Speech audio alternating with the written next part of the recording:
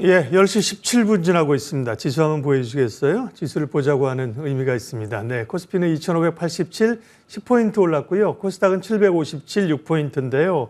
그냥 지수로만 보면 뭐 평상시에 그저 그렇게 조금 기분 좋은 그런 날처럼 보이잖아요. 그러나 물밑에서는 미국 대선 결과를 두고 엄청난 지금 이제 긴장감이 흐르는 그런 날인 거죠.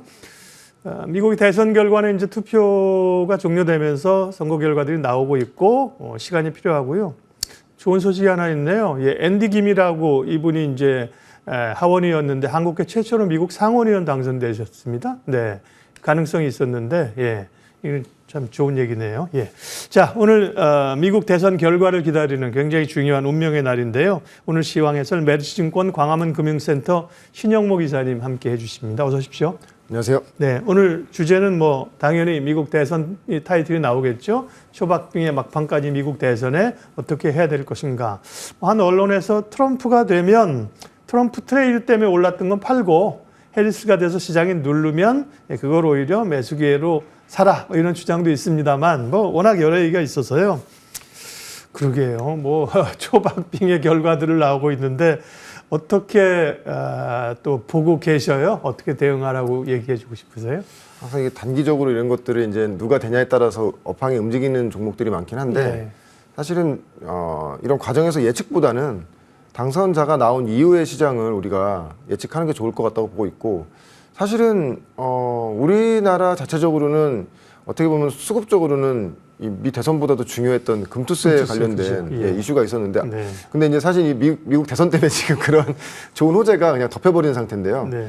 아마 그 미국 대선에 대한 어떤 뭐 이런 누가 대통령이 됐든 간에 대통령 당선자가 나온 이후에는 이제 좀 차분히 우리나라 시장을 투자가들도 들여다보지 않겠는가. 왜냐면은 저도 이제 뉴스를 보면서 본 건데 글로벌리 주요국의 지수 중에서 우리나라 이제 코스닥이 지금 뭐 연간 수익률로는 마이너스 지금 한 10% 이하로 가고 있고요. 코스피도 뭐 마이너스 한 3, 4% 정도. 글로벌리 봤을 때 가장 빠져 있는 그런 상태이기 때문에 금투세 이슈 해소되고 또 어떤 미국 대선도 어떻게 보면은 우리나라 입장에서는 불확실성이라고도 볼 수 있지 않습니까? 그렇죠. 네, 예. 누가 되냐에 따라서 규제가 있을 것이고 또 좀 약간 밀어주는 산업이 있겠지만 전반적으로 어떤 뭐 호재가 되는 그런 이슈보다는 우리나라 지금 자체가 워낙 주가들이 눌려 있다 보니까 악재가 반영될 곳에 좀 더 주가들이 더 민감하게 반응하다 보니 차라리 지금 미국 대선까지 끝나면 그러면 금투세 이슈에도 금투세에 대한 어떤 불확실성도 거치는 것이고 미국도 이제 대통령이 누가 됐든 간에 당선자가 나온 이후부터는 우리나라의 내부적인 시장을 본다고 하면은 주가는 상당히 조정을 많이 받고 있는 상태이기 때문에 시장이 내년도를 준비해서 아마 하반기에는 내년도를 주도할 만한 그런 업종들이 미리 좀 움직이는 흐름이 나오지 않겠는가 그렇게 예상하고 있습니다. 작년 말에 이사님이랑 우리가 그거 했잖아요. 그죠? 작년 말에 올해 시장을 주도할 섹터들 쭉 얘기하지 않았습니까? 맞습니다. 예. 네. 그 가운데 당연히 뭐 AI 들어있었고요. 그죠? 지역적 위협 때문에 뭐 방사 이런 것들도 들어있었을 겁니다. 이제 올해 이제 내년에 갈 수 있는 업종 섹터들을 지금 대선 결과 이후에 얘기를 해야 되는 거고요. 대선 얘기는 사실은 그렇게 대선의 결과에 따라 이걸 사고 저걸 팔고 트레이딩을 하시는 분이 아니기 때문에 답은 피하셨으나 내용이 내용인지라 얘기를 조금만 더 하고 가면요.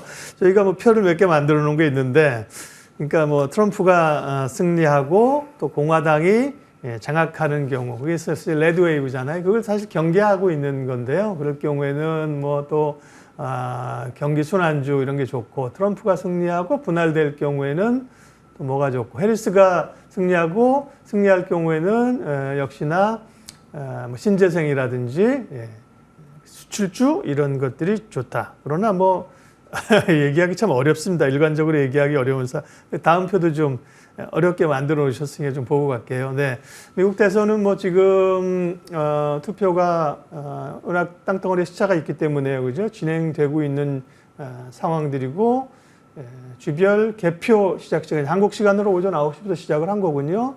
10시, 11시, 12시, 3시 이렇게 가면서 대략 뭐 큰 차이가 아니라면 우리 오후쯤에는 방향성을 좀 받아볼 수도 있는 그런 흐름들이라는 거고요. 네. 그럼 조금 전에 말씀하신 것처럼 대선보다도 대선 이후의 흐름들이나 이런 것들이 좋다. 근데 대선 이후 흐름들을 보면 경기라든지 통화 정책의 금리 인하 정책이라든지 대체로 좀 우호적이지 않을까요? 네, 맞습니다. 뭐 제가 볼 때는 그러니까 미국 대선 자체를 일단 떼어놓고 보더라도 네. 전반적으로 우리나라 증시, 그러니까 제가 항상 말씀드리는 게 뭐냐면 많이 빠진 것만큼 좋은 게 없거든요. 네. 그러니까 뭐 지금 뭐 물론 이제 이 업종을 보면 뭐 바이오 섹터처럼 많이 오른 업종도 있지만 전반적으로 우리나라 지금 3분기 실적 발표 지금 이제 거의 다 이번 달이면 끝날 것이고요. 그렇게 되면 시장의 눈은 당연히 12월보다는 내년으로 눈을 돌릴 수밖에 없기 때문에 올해는 되게 힘들었지만 내년에 좋아질 섹터, 또 올해 물론 좋지만 내년 또 더 좋아질 섹터를 찾겠지만 외국인들 입장에서도 봤을 때 사실은 우리나라 뭐 대표적으로 삼성전자 말씀드리겠지만 사실은 뭐 최근에 좀 약간 큰 펀드가 지금 뭐 차익 매물이 나오면서 삼성전자가 계속 외국인 그 매도세가 좀 강했지만 오히려 글로벌리하게 봤을 때 삼성전자도 외국인이 이제 좀 안심하고 살만한, 무슨 안심하고 살만한 주식이 어디 있겠습니까만 그런 시각으로 눈을 돌린다고 하면 사실 삼성전자만 여기서 어느 정도 뭐 6만 원 전후로 해서 조정을 바닥을 잡고 서서 이제는 내년도에 어떤 사업 기대감에 대한, 뭐 물론 당연히 지금 인사가 어떻게 나오는지 굉장히 초미의 관심사입니다. 만약에 인사가 하는데 그것이 시장에서 원하는 어떤 인사 개편이라고 한다면 그것만으로도 주가가 많이 올라갈 수 있는 요인이기 때문에 그렇게 된다고 하면은 삼성전자와 삼성전자 밸류체인에 있는 종목들도 굉장히 좋아질 것이고 그런 식의 좀 접근 방법, 그러니까 많이 올라간 섹터 같은 경우에는 뭐 어떤 일정이라든지 어떤 뭐 바이오겠죠, 일정이라든지 학회라든지 이런 거, 그리고 이제 연초에 보면 항상 1월에 그 JP모건 헬스케어가 있기 때문에 그에 연관된 아마 회사들은 여전히 좋은 흐름 나올 것 같고요. 반대로 너무 많이 빠진 섹터들 중에서, 그러니까 우리나라 올해 지수를 잡아 끌어내린 주요 원인인 삼성전자를 봤을 때는 그와 관련된 그 밸류체인의 종목들도 상당히 좋은 투자의 어떤 기회가 오고 있다고 저는 생각하고 있습니다. 네. 자, 그러면 이제 주목해봐야 될 섹터는 뭐 AI 쪽 반도체 얘기 쭉 해주고 계시고요. 오늘 우리가 얘기할 기업은 어딘가요? 네, 태성이고요. 뭐 지금 태성에 대해서는 뭐 제가 작년부터 말씀드리는 상태라서 그 태성 최근에 11월 1일 지난주 금요일이네요. 이제 유리기판 관련된 애칭 장비 개발 완료가 된 상태고 그에 대한 이제 장비 시연회를 감사하게도 초청을 받아가지고 시연회를 다녀왔습니다. 지금 화면 보시면 아시겠지만 유리기판 애칭 장비, 그러니까 식각 장비를 이제 지금 보시면 저 장비가 이제 한 길이가 한 16m 정도가 되는데 저런 장비를 이제 개발이 완료가 된 상태고 그래서 지금 태성은 원래부터 본업 PCB 장비를 만드는 회사지만 사실은 그 본업 내에서도 원래는 PCB 검사 쪽이었나요? 아닙니다. 검사 장비를 제외한 모든 PCB 장비를 만드는 PCB 회사죠. 장비에서 그다음에 이제 롤트로 동박 쪽 그때 2000 그건 새로운 성장 동력이고 어떻게 보면 이건 본업에서 더 업그레이드된 사업이죠. 왜냐하면 우리가 PCB 유리기판 자체가 PCB를 대체하는 것이지만 PCB를 베이스로 해서 만드는 장비이기 때문에 결론적으로 태성이 잘 만들 수밖에 없는 그런 상태죠. 왜냐하면 우리나라 국내에서 유일하게 태성이 어떤 턴키 방식으로 PCB 장비를 전공정에 걸쳐서 만들 수 있는 회사가 유일한 회사이기 때문에.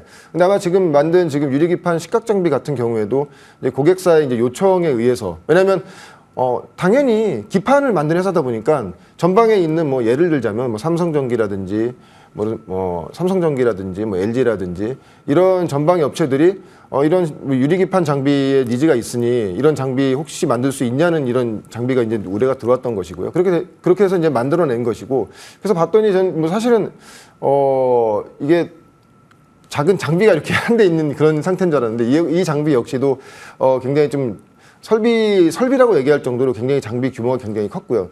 태성의 애칭 장비의 가장 큰 특징은 뭐냐면 지금 유리기판을 만들었을 때 가장 큰 문제가 뭐냐면 그 크랙이 진다는 것이죠.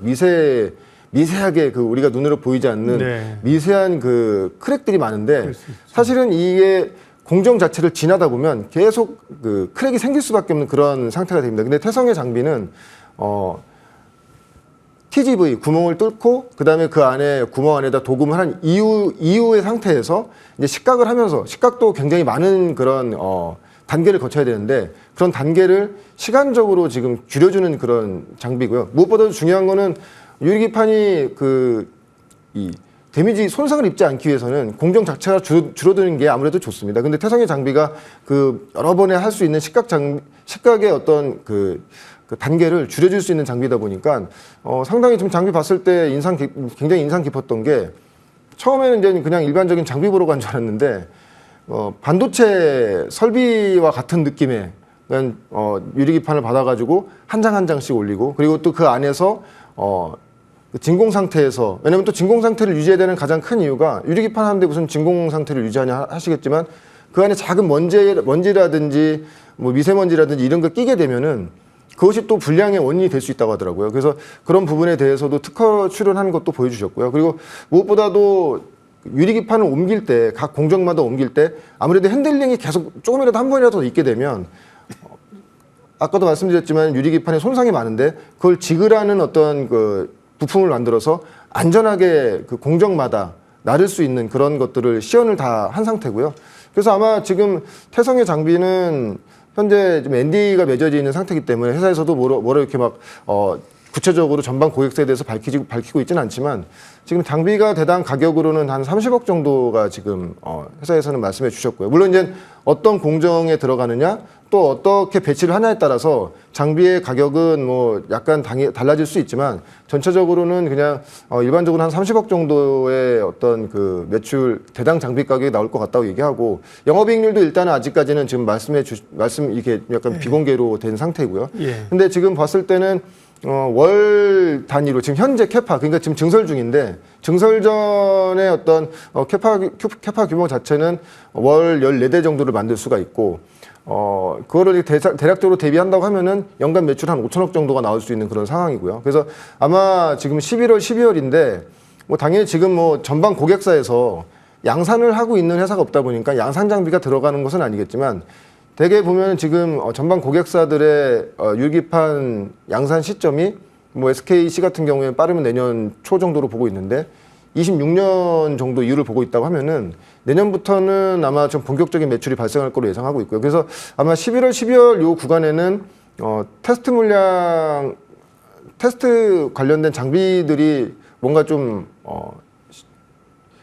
약간 한두 대라도 들어갈 수 있는 그런 여건이 마련된 것 같고 이제 대표님께서 말씀해 주신 건데 그리고 내년에는 한 2분기 정도부터가 본격적으로 매출이 반영되는 그런 시기로 기대하고 있다고 말씀해 주시고 있습니다. 그래서 태성은 지금 현재 봤을 때는 어떻게 보면은 본업 자체인 유리기판에서의 새로운 그런 어떤 큰 시장으로 진입되는 그런 시기가 있고 아마 또 궁금하신 분들이 저게 복합동박에 관련돼서 아마 궁금하신 분들이 굉장히 많을 거예요. 지금 그래서 복합동박 같은 경우에는 지금 증설이 완료된 상태고 고객사에서 그러면 너희들이 이제 증설에 대한 정확한 계획을 이제 갖고 와서 우리가 좀 정확하게 이제 세부 논의를 하자고 얘기를 한 상태라서 이 부분도 이제 NDA가 이미 맺어진 상태입니다. 전방 고객사와 이제 NDA가 이미 많이 맺어진 상태고 아마 그래서 대표님께서 아마 이번 주에 아마 중국에 들어가시는 것 같더라고요. 그래서 아마 2주에서 3주 정도 머무르실 건데 아마 이번에 이제 우리가 이제 어떤 증설에 대한 계획이라든지 아마 회사에서 얘기한 거, 그러니까 대표님께서 얘기하신 거는 내년 7월 정도에 완공해서 본격적으로 생산이 가능할 거라고 얘기하고 있고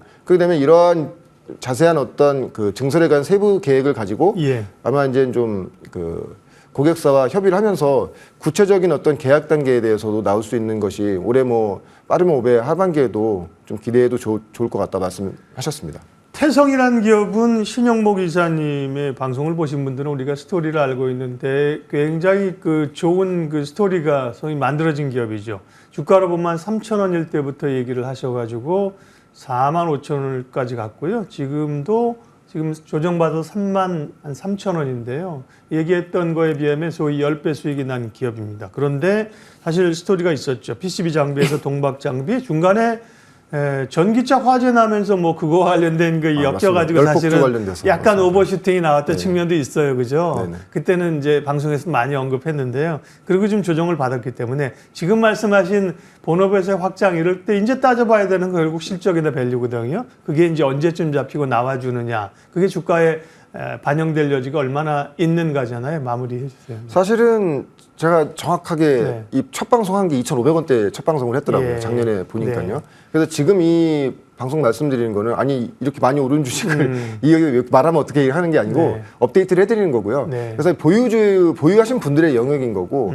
그래서 일단은 제가 지난번에 밝혔던 목표가는 한 3만 원 정도였는데 이제는 목표가는 한 4만 원 정도. 근데 대신에 지금의 목표가는 뭐냐면 유리기판이 됐든 복합동박이 됐든 어떤 이제 가시적인 실적이 나오는 것을 가정했을 때 말씀을 드리는 겁니다. 네. 그래서 만약에 뭐 연내라도 뭐 복합동박 쪽이라든지 유리기판 쪽이라든지 왜냐하면 장비 대당 가격이 복합동박은 대당 50억이고요. 그리고 유리기판 에칭 장비 같은 경우는 대당 30억인데 이런 장비가 들어가기 시작하면 한두 대 장비로 들어가는 게 아니고 10대에서 뭐 20대 단위로 들어가는 장비들이다 보니까 그거에 대한 밸류에이션을 많이 땡겨온 상태고 하고요. 그래서 지금은 뭐 목표가는 4만 원 정도로 말씀을 네. 드리고 손절가는 2만 5천 원 말씀드리지만 이 방송을 처음 보신 분들을 위한 방송이 아니고 그동안에 이 방송을 오랫동안 보신 분들을 위해서 네. 이제는 뭐 회사 이제 탐방 다녀오고 업데이트를 해드리는 그런 내용으로 생각하시면 될 것 같습니다. 예, 오늘 시황 해설 메리츠증권 광화문 금융센터 신영목 이사님 함께했습니다. 고맙습니다. 고맙습니다.